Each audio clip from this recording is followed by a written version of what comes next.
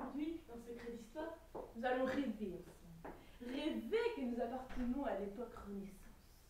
Nos envoyés spéciaux, Éléonore de la Ménardière, Cécile de la Hinotière et Mathilde de la Coussotière, se sont rendus sur place. Mais tout d'abord, brève introduction.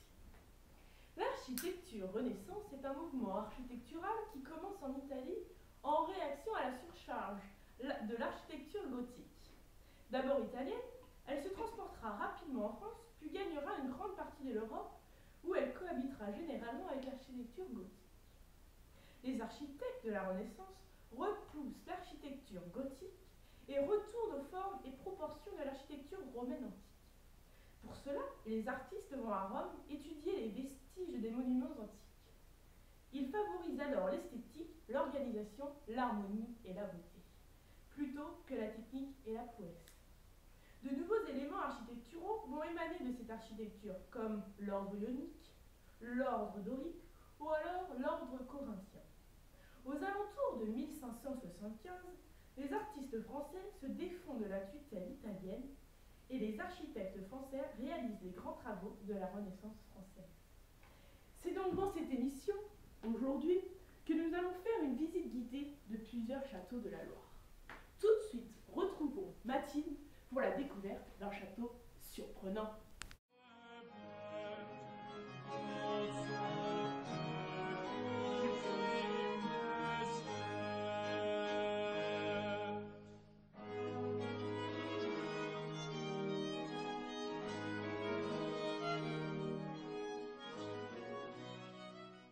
Bonjour, je vous accueille ici, dans une perle du patrimoine français, le château d'Amboise.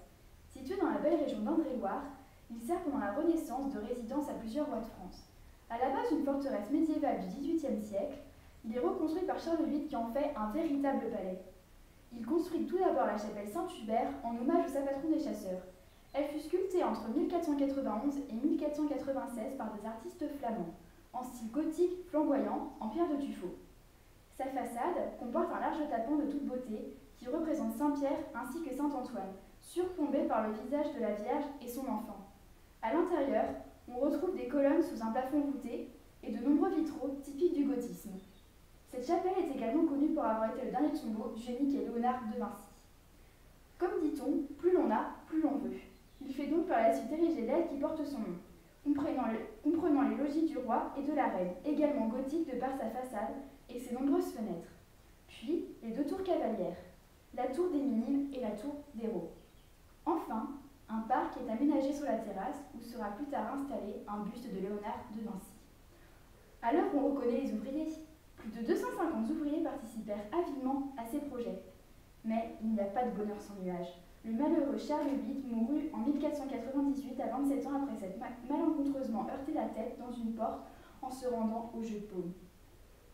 Par la suite, Louis XII, son successeur, fit construire une seconde aile, celle-ci dans le style de la Renaissance. En effet, on observe sur la façade un plan régulier, une symétrie, un alignement des nombreuses fenêtres. Par le plus grand des malheurs, une large partie du château fut détruite après la Révolution. Bon vent. Merci Mathilde. Eh bien, nous pouvons dire que ce château est pour le moment très intéressant. Sans perdre de temps, allons ensemble à la visite du plus grand et plus majestueux château de la Loire. Je veux bien sûr parler de Chambord. Éléonore, je vous laisse la place.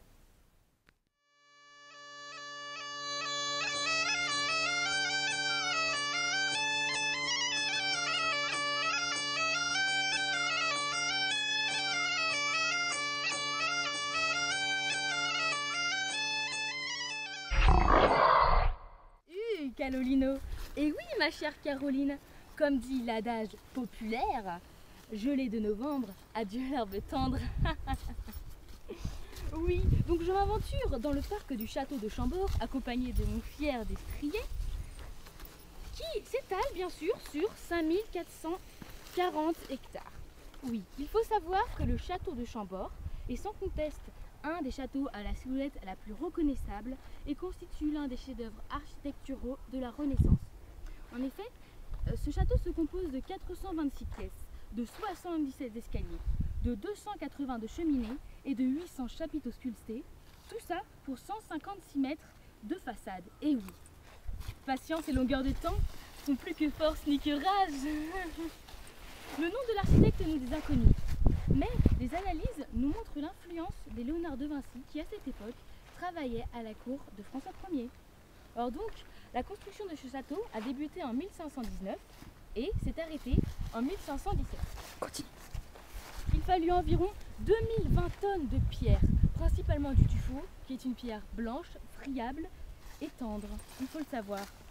Le plan du château repose sur un corps central parfaitement carré en croix grecque, appelé donjon. Ce dernier est constitué de 4 grosses tours composées, décorées dans le style Renaissance. Il constitue à lui seul le château presque tout entier. Les toitures, elles, sont recouvertes d'ardoises richement décorées, hérissées de cheminées et de lucarnes vertigineuses. Enfin, qui dit château de Chambord, dit escalier à double révolution, qui a été dessiné par Léonard de Vinci à la cour de François Ier. Son plafond est orné de salamandre, l'emblème de François Ier. Donc cet escalier permet à 2 personnes de monter ou de descendre les escaliers sans jamais se croiser. Naturellement, ce bijou de la Renaissance fut inscrit au patrimoine mondial de l'UNESCO dès 1931. Et comme dirait Swami Vivekananda, l'homme n'a pas pour but le plaisir, mais la Renaissance. Un château donc à visiter. Toute l'information, bien sûr, sur le site de l'émission www.secretdhistoire.fr. Et pour terminer cette émission, retrouvons tout de suite Cécile pour la visite du château de Chenonceau.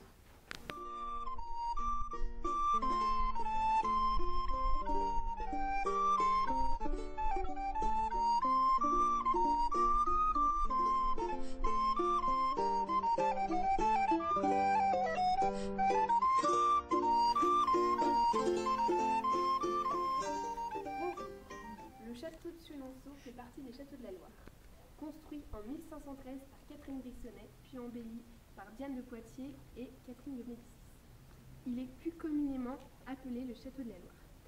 Château meublé, décoré par de rares tapisseries et de peintures anciennes, fleuries à chaque saison.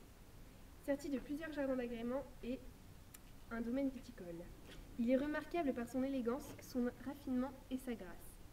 Son architecture Renaissance est particulièrement élégante et il a un caractère original puisqu'en bonne partie il est construit sur un pont qui traverse le Cher.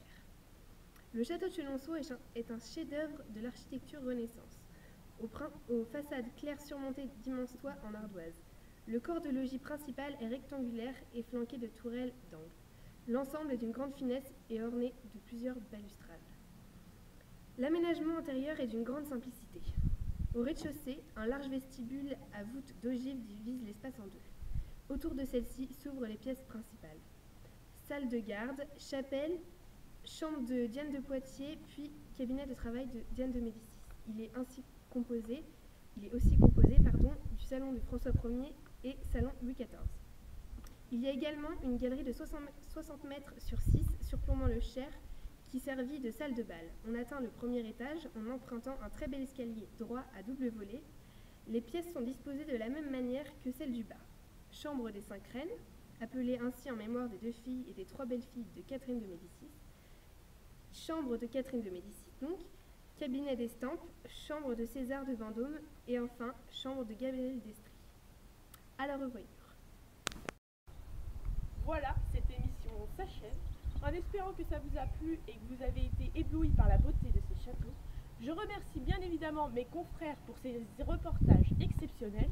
Je vous dis à la semaine prochaine pour un nouveau Secret d'Histoire. Bonne soirée.